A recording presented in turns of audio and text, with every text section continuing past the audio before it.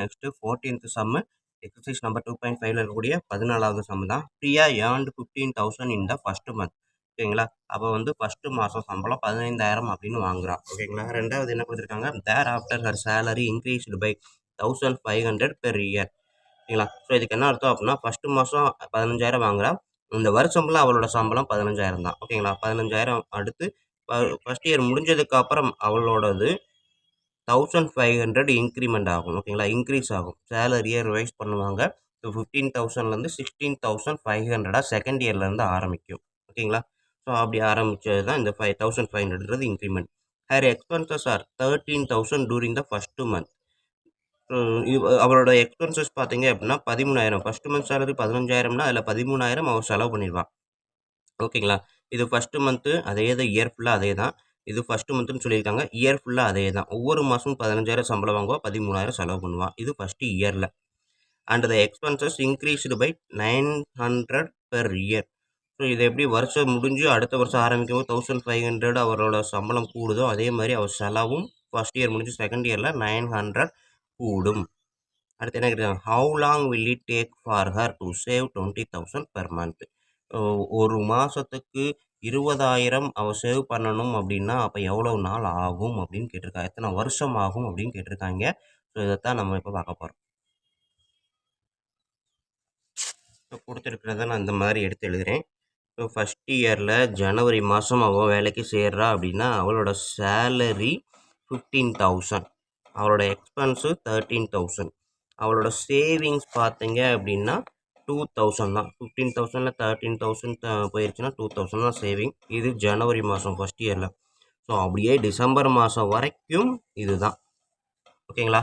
அடுத்தது second year ஆரம்பிக்குது ஜனவரி மாதம். அவளோட சேலரி எவ்வளோ கூடுது, 1,500 கூடுது. ஸோ 15,000 + 1,500. ஸோ 16,500 அவளோட சேலரி. எக்ஸ்பென்ஸு பார்த்தீங்கன்னா 13,000லேருந்து 900 கூடுது. அப்போ 13,900 அப்படின்றது அவளோட செலவு. ஓகேங்களா? ஸோ அப்போ அவள் சேவிங்ஸ் பார்த்தீங்க அப்படின்னா 16,500 சேலரி வாங்குறவ 13,900 செலவு பண்ணிடுறான். ஸோ செலவு பண்ணிட்டான்னா அவள் எவ்வளோ சேவ் பண்ணுவான் மீதி அப்படின்னு பார்த்தீங்கன்னா 2,600 மீதி சேவிங்ஸில் இருக்கும். ஓகேங்களா? ஸோ இப்போ நம்ம எடுக்க வேண்டியது இதுதான். செகண்ட் இயரில் அவள் வந்து இவ்வளோ சேலரி வாங்குவான், அவளோட செலவு இவ்வளவு, சேவிங்ஸு இவ்வளவு. ஓகேங்களா? ஸோ அப்போ அவன் என்ன கேட்குறான், இந்த சேவிங்ஸு 2,600 20,000 மாறுறதுக்கு எவ்வளோ வருஷம் ஆகும் அப்படின்னு தான் கேட்டிருக்காங்க. ஓகேங்களா? ஸோ இது செகண்ட் இயர். அதே மாதிரி தேர்ட் இயர் போனீங்கனாலுமே 1,500. இது வந்து செகண்ட் இயர் ஃபுல்லாக ஜனவரிலேருந்து டிசம்பர் வரைக்கும். தேர்ட் இயர் போகும்போது ஜனவரி மாதம் 16,500லேருந்து 1,500 இன்க்ரீஸ் ஆகும். அப்போ 18,000 சேலரி வாங்குவான். 13,900லேருந்து 900 இன்க்ரீஸ் ஆகும். ஸோ 14,800 செலவு பண்ணிடுவான். அவளோட சேவிங்ஸ் பார்த்தீங்கன்னா 18,000ல் இருந்து சப்ட்ராக்ட் பண்ணுங்கள். 14,800 சப்ட்ராக்ட் பண்ணுங்கள். ஓகேங்களா? ஸோ 3,200ன்னு வரும் அவளோட சேவிங்ஸு. ஸோ இந்த மாதிரி அவளோட savings first month 2,000, second month 2,600, third month 3,200. So இந்த மாதிரி போய்கிட்டே இருக்கும்போது அவளோட இந்த மாதிரி இருக்க 3,200 20,000 மாறணும்னா எவ்வளோ வருஷம் ஆகும் அப்படின்றது அவன் கொஸ்டின். ஸோ இந்த கொஸ்டினை நீங்கள் அண்டர்ஸ்டாண்ட் பண்ணிட்டீங்கன்னா நம்ம வழக்கம் போல் எழுதக்கூடிய அந்த ஃபார்முலாவில் எழுத ஆரம்பிச்சிடலாம். ஓகேங்களா? ஸோ அவன் சேவிங்ஸு கேட்டதுனால ஃபஸ்ட்டு இருக்கக்கூடிய டேட்டாவை சேவிங்ஸில் தான் எடுக்க போகிறோம். எல்லாமே டேட்டா சேவிங்ஸில் வந்து எடுக்க போகிறோம். ஸோ ஃபஸ்ட்டு மந்த்துன்றதுனால A = 2,000. ஓகேங்களா?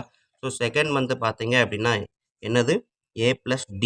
ஓகேங்களா? ஸோ இது வந்து T1.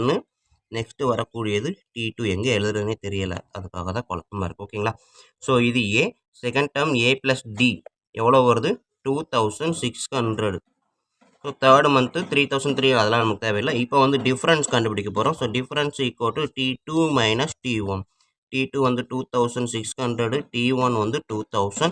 ஸோ எவ்வளோ வருது, 600 வரும். ஓகேங்களா?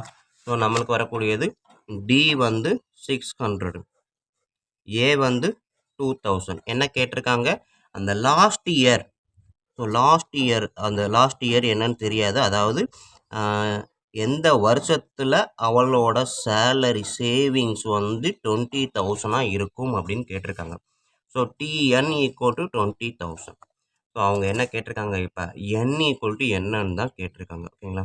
ஸோ நம்மளுக்கு தெரிஞ்ச formula TN equal to A plus N minus 1 into D. இந்த ஃபார்முலா தான் நமக்கு தெரியும். ஸோ என்னு தான் கேட்டிருக்காங்க, அழகாக என்ன கண்டுபிடிக்கலாமா, டிஎன் ஈக்குவல் டு 20,000 அப்படின்னு கொடுத்துட்டாங்க. ஸோ இப்போ இதில் போட்டு பாருங்கள், ஏ ஈக்குவல் டு 2000, என்னன்றது தெரியாது, டி வந்து 600, டிஎன் வந்து 20,000. ஓகேங்களா. ஸோ இதை நம்ம சிம்பிளிஃபை பண்ணி பாருங்கள். 2000 plus n into 600, 600 n minus n into 1 into 600 minus 600. ஓகேங்களா. ஸோ இப்போ 2000 minus 600 1400 plus 600 n equal to 20,000. ஓகேங்களா. ஸோ அப்போ எனக்கு எண்ணெய் மட்டும்தான் தேவை, அதனால் எண்ணெய் மட்டும் அந்த பக்கம் வச்சுட்டு இந்த 1400 இங்கிட்டு கொண்டு வரும்போது 20,000லேருந்து 1400 சப்ட்ராக்ட் பண்ணுறோம். ஸோ எவ்வளோ வரும், 18,600. ஓகேங்களா. ஸோ அப்போ n equal to 18,600 divide by மல்டிப்ளிகேஷனில் இருக்கக்கூடிய 600 ஈக்குவல் டு அந்த சைடு வரும்போது டிவிஷன்லாம் வந்துடும். ஓகேங்களா. மல்டிப்ளிகேஷனில் இருக்கக்கூடிய 600 ஈக்குவல் டு அந்த சைடு வரும்போது டிவிஷன்லாம் வந்துடும். ஸோ இப்போ இதை நம்ம கட் பண்ணும்போது ஒரு ஈஸியான மெத்தட் என்ன அப்படின்னா, இந்த டபுள் ஜீரோ இருக்குது, இங்கேயும் டபுள் ஜீரோ இருக்குது, டேரெக்டாக கட் பண்ணிடுங்க. இந்த 0 கட் பண்ணிடுங்க. எத்தனை ஜீரோ இருக்கோ அதே மேலே கட் பண்ணிங்கன்னா நமக்கு சின்னதாக மாறிடும். ஸோ கட் பண்ணுறது ஈஸி. இப்போ பாருங்க, 6ஐயும் 186ஐயும் மட்டும் நம்ம கட் பண்ணாலே போதும். ஓகேங்களா. ஸோ கட் பண்ணிங்கன்னா 3 6 or 18, next 1 6. So n equal to 31 அப்படின்னா அவன் 20,000 சேலரி வாங்க 31 இயர்ஸ் ஸ்பெண்ட் பண்ணணும். ஓகேங்களா. 20,000 சேவிங்ஸ் பண்ண 31 இயர்ஸை ஸ்பெண்ட் பண்ணணும். ஓகேங்களா. ஸோ இதுதான் ஃபைனல் ஆன்சர். ஸோ கொஸ்டின் பார்த்தீங்கன்னா ஏதோ சொல்லியிருப்பாங்க, பட் ஈஸியாக நம்ம அந்த டேட்டாவை கேப்சர் பண்ணிங்கனாலே போதும். அழகாக நம்ம வாட்டுக்கு கடகடன்னு செய்யலாம். நம்மளுக்கு தேவையானது இந்த ஒரு ஃபார்முலா தான். இந்த ஒரு ஃபார்முலாவில் இருக்கக்கூடிய டேட்டாவை அந்த டேப்லர் காலத்தில் இருந்து எடுத்தோம் அப்படின்னா, ஓகேங்களா. ஸோ இந்த டேப்லர் காலத்தில் இருந்து அந்த ஒரு ஃபார்முலாக்கான டேட்டாவை எடுத்தோம்னாலே போதும் தான், நம்ம அழகாக செஞ்சிடலாம். ஓகேங்களா. ஸோ இன்னொரு தடவை சொல்லிடுறேன். ஸோ இந்த கொஸ்டினில் பார்த்தீங்க அப்படின்னா சேவிங்ஸை பற்றி தான் பேசியிருக்கிறாங்க. ஸோ அதனால் இதை பற்றி அதிகமாக பேசலை. அவங்க கொடுத்துருக்கிறது ஹின்ஸ் தான். 15,000 ஃபஸ்ட்டு மந்த் சேலரி வாங்குறான், 1 இயர் ஃபுல்லாக அதான் 15,000 தான். அதில் எக்ஸ்பென்சஸ் 13,000 செலவு பண்ணிடுறான். 15,000 30,000 13,000 செலவு பண்ணிடுறான். சேவிங்ஸு 2,000. இது ஃபர்ஸ்ட் இயர்.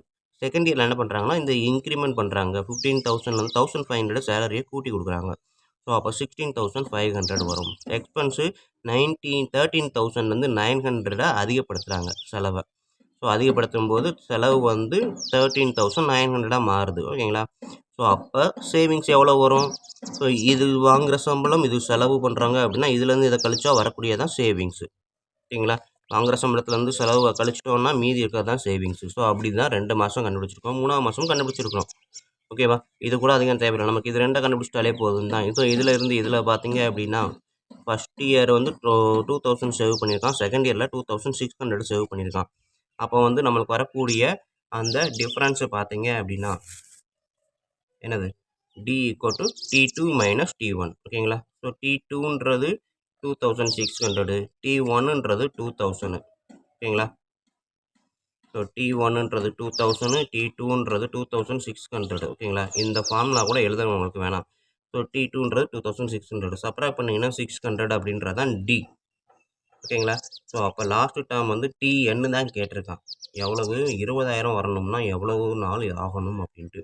ஸோ அப்போ என் ஈக்குவல் என்னன்னு கேட்டிருக்கான். ஸோ அந்த ஏ கண்டுபிடிச்சிட்டோம், டி கண்டுபிடிச்சிட்டோம், டிஎன் தெரியும். ஸோ அதை இந்த ஃபார்முலாவில் போட்டு பார்க்குறோம்.